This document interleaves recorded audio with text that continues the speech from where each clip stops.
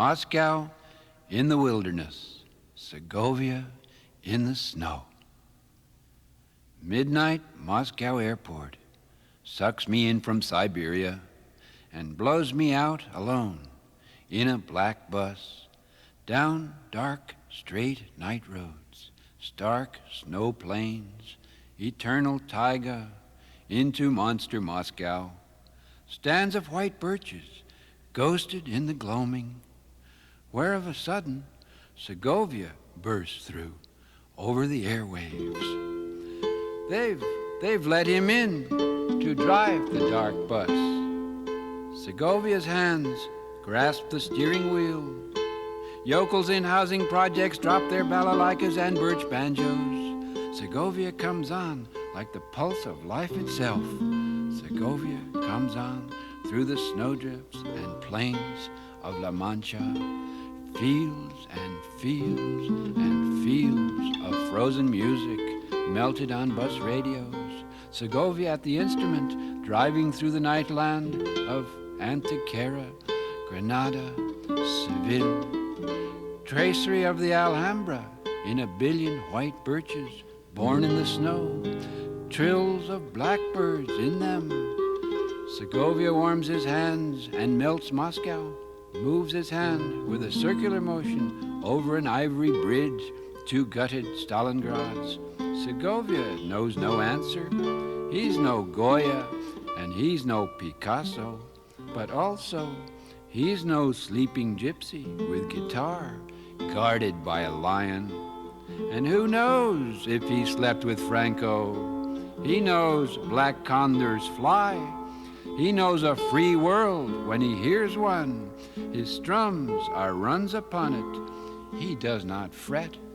He plucks his guts and listens to himself as he plays and speaks to himself and echoes himself.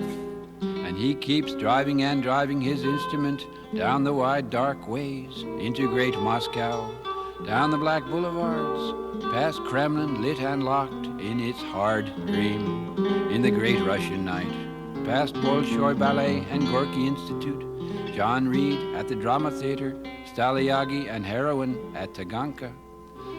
Stone Mayakovsky stares through a blizzard of white notes in Russian winter light.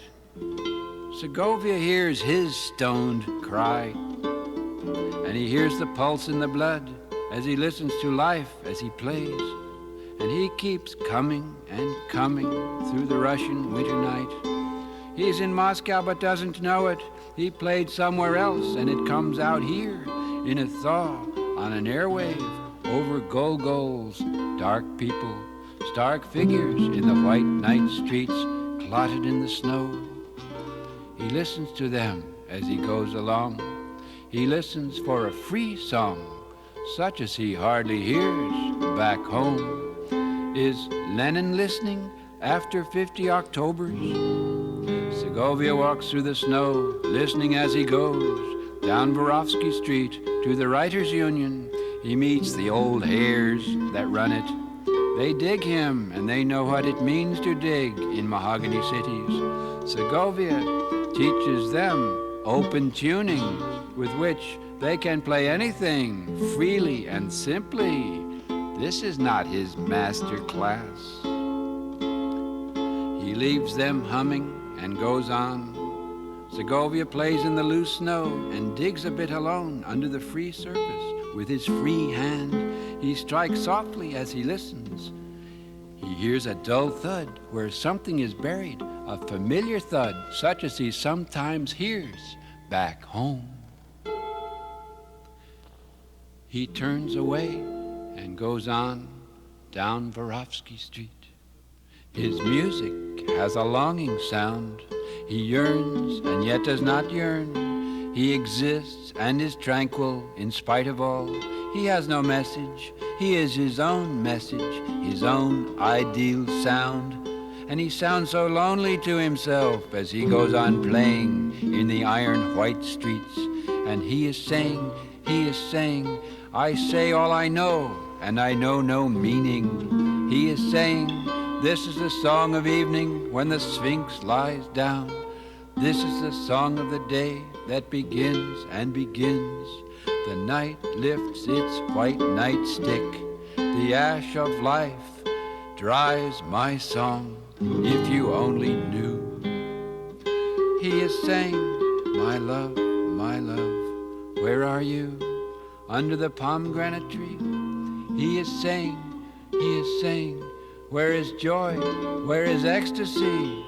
Stretched out in the snow, where only the birds are at home. He is saying, there's a huge emptiness here that stares from all the faces.